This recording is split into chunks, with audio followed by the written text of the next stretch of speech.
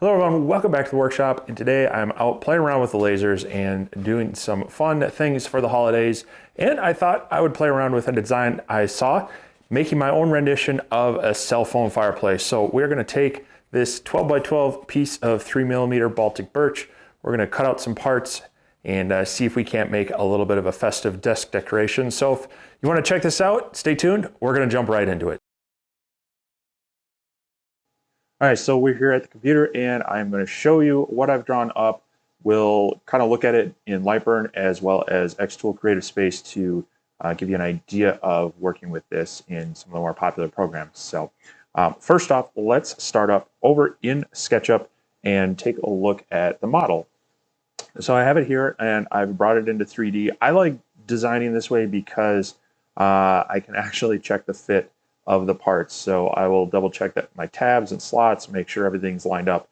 Sometimes when I rush through and just try to make adjustments in 2D, I send them to the laser and then I find out after cutting the part that I forgot to move an item and then things aren't lining up. So that's just my workflow, but you know, as you kind of get used to some of your design tools and how your brain processes those measurements and things, do what works well for you. But as you can see here, we have our basic fireplace cutout.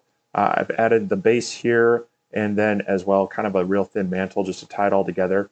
I have these side panels to help lock things in and show, give us a little area to hide the phone.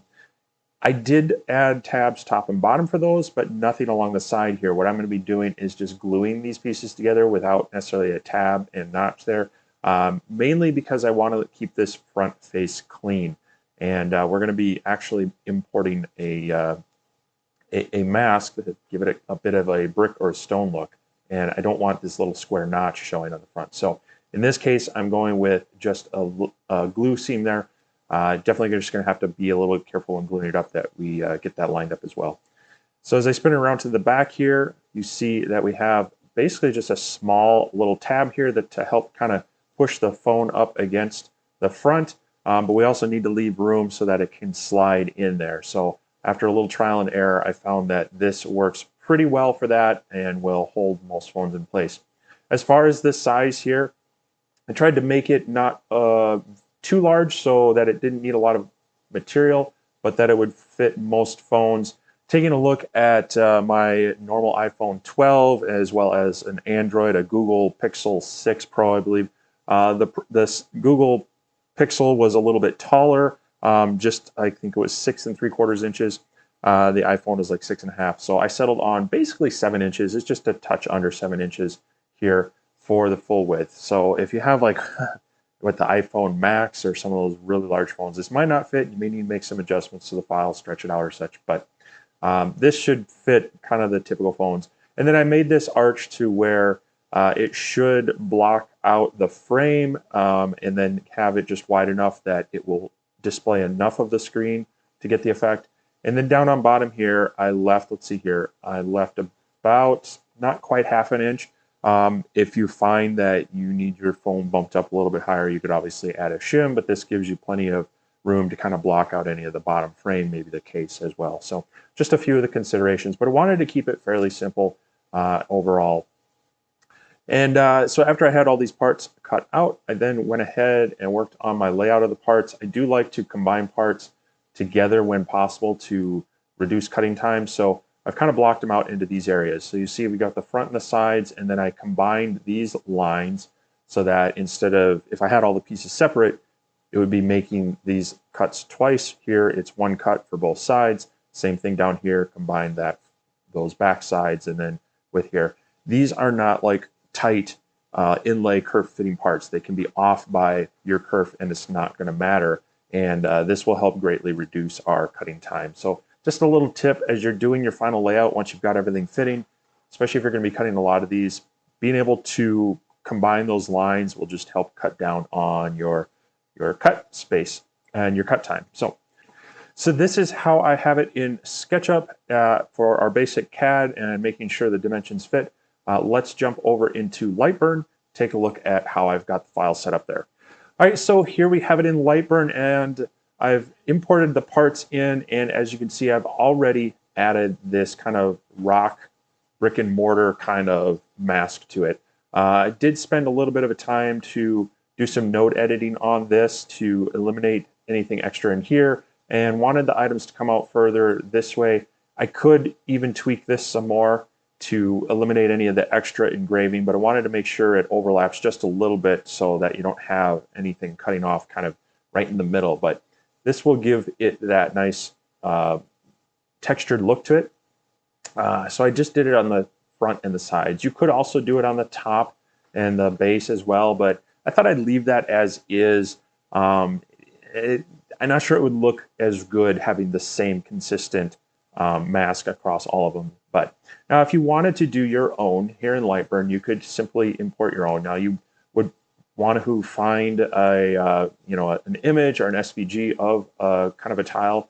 So if you want to bring that in, let's give an example of that. So here is more of it's a similar brick texture, but maybe a little more uniform. So this is just your typical image file. As is, it's going to engrave as an image. So this is where we can use the image trace. So you want to click on your image, hit trace image, and then come in here. You can adjust your image a little bit. You can make sure that it's catching what you want, and then when we're done, now it has traced all of these outlines. Now, if you wanted these solid, you'd have to do a lot more work to close off all of these. But as is, it's going to do a nice outline of each brick and allow you to have a different pattern in there.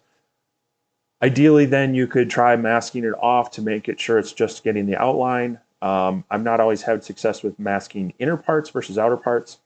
So that's where you might go in and do some node editing just to eliminate some extra time on engraving with your laser. And of course, you could scale this down to other sizes. So if you wanted to fit this onto these, you could obviously bring it down just so that it's right outside the extents of them. And then you would probably want to mask this off to eliminate that bottom section. But that will, you can play around with different styles of bricks, bring them in and add them to your engraving. So at this point, we can play around with our cut and engravings. One thing you might want to do is ensure that all your pieces are joined together. So you would come up here and do edit and auto join selected shapes. I've already done that just to ensure that you don't have individual lines that can kind of mess up your cut. And then of course we want to maybe adjust our order of these. I always like to make sure our engravings are at top, and you would want also in your optimization settings, make sure that you have it doing the layer first. So at this point, we could definitely set up our speed and power for engraving and cuts, send it off to our laser. Again, that's going to be up to your laser, what you're going to want to do some material tests on there to make sure that it is set up for your specific laser, and then send it off. But let's also look at how we would work with this in XTool Creative Space. All right, so we're here in XTool Creative Space, and as you can see, I'm connected to my P2 over Wi-Fi. And let's look at how that will work. So while I was in Lightburn, I actually exported the file as a SVG, since Creative Space tends to work with those better. So let's go ahead and find that one, have it here. We're going to go ahead and open that, and let's just bring it more into the center. Now, since I had them set up in layers on Lightburn, it worked really well that it also has brought in those layers over here. So we'll be able to work with them individually, but one thing that you will want to check anytime you're importing a vector graphic into XTool Creative Space is if they are on the same layer, but they're kind of individual objects, it's going to go through and do them one by one, which can greatly increase your engraving time. So what I'm going to do is just select the second layer here. That selects all of our blue items. And I want to combine these. And the way we do that with XTool Creative Space is the combine. And this might not be intuitive, but for these items here, what we want to do is subtract at the overlap. What that will do is combine them into one, but leave all of our other items in place here.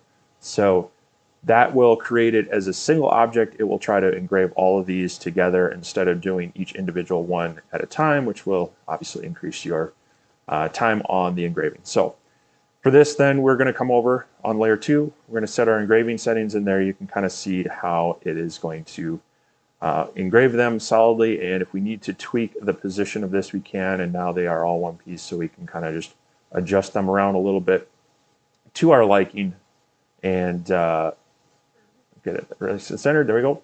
And then we can set our settings over here. Again, this is going to depend on your laser. I'm using 3mm Baltic birch plywood, and I have found for Baltic birch, I have a decent range if we go at a speed of 300 millimeters a second, about 85% power, single pass, and we will bump the lines per centimeter up to about 120.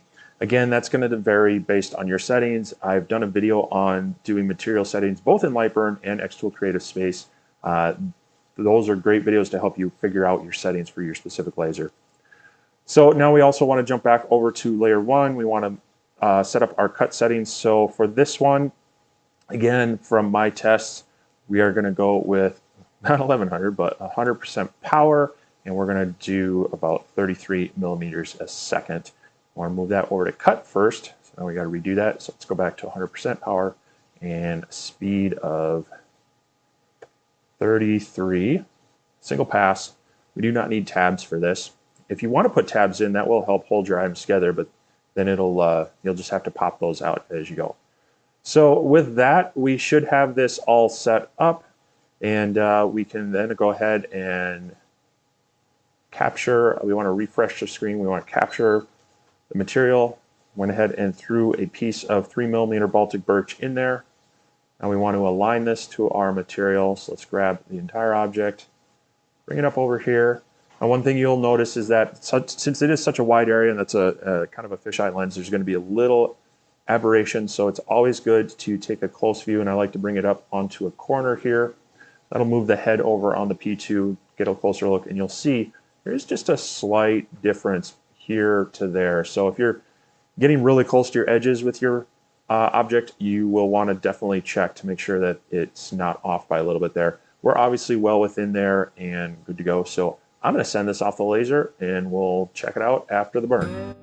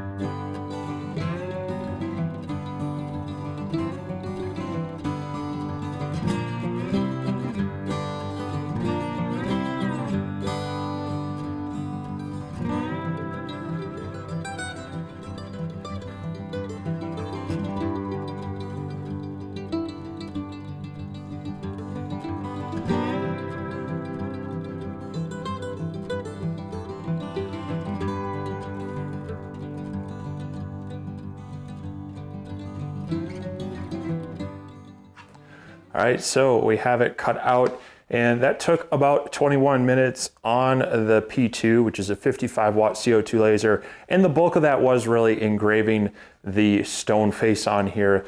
the actual cutout of this material probably only took about 3 minutes for the actual parts. So not too bad. You could definitely try a different pattern, different settings, see if you can speed that up a little bit if it is really something you're trying to produce a lot of and get out in a hurry. But just kind of a fun thing. So I have your typical Android phone here, and all we have to do is fire up YouTube, pick out our favorite fireplace channel, and then I have this back slot that this should just be able to drop into and kind of hold down there in place. And there you see, it fits and works pretty well. And then if you want to tip it over, pops right back out. So I did do a little bit of playing around with this tab back here to try to make sure it fit fairly well. Wanted to make sure it held that phone in there, but made it fairly simple to get in and out. So I also went ahead and cut another one out on the D1 Pro, which is a 20-watt diode that I have, and just to kind of run a comparison. So the engraving's a little bit lighter on here, and the fit was just fine. And of course, this has an iPhone with the case in there. Has just a little bit of a wiggle in there, but on the front, you see it holds it fairly well. So anyway, just thought I would play around with this design and make something fun for the holidays, or really any time of year you want to have a little desktop fireplace. Hopefully this will fit most phones. There may be some, like I think what the iPhone Max is probably going to be a little bit bigger than that. So this would be something that would take a little bit of a tweaking for various phones and such, but it's a fairly simple design and easily modified. So if you'd like to support this channel, I will have these files out on my Etsy channel, and you can definitely check them out. It shouldn't be too hard to modify for other size phones. And about the only thing you may want to consider is if you're going to run this for a long time, maybe including a little slot to add the charging cable if you don't have kind of a right angle cable for that to hide. So always appreciate the support if you do that, but just out also sharing some ideas. So that's going to wrap it up for this video. I hope you enjoyed it, and hopefully if you want to play around with files, that's great. Otherwise, hopefully it inspired you to play around with your own design. It's always fun getting out into the shop and just seeing what you can create. I will have links down below to all the products and the lasers that I used in this video if you're interested. They will be affiliate links, and I do generally get a kickback from those. And so that's another great way to support this channel. As always, no pressure, just like sharing the information. Once again, thanks for checking this out. I do a lot of videos like this over time, and so if you like what you saw here, hit that like button, leave me a comment about it, and consider subscribing to the channel. Otherwise, I hope to catch you around soon, but in the meantime, I hope you can get on your workshop and make something too. We'll see you next time.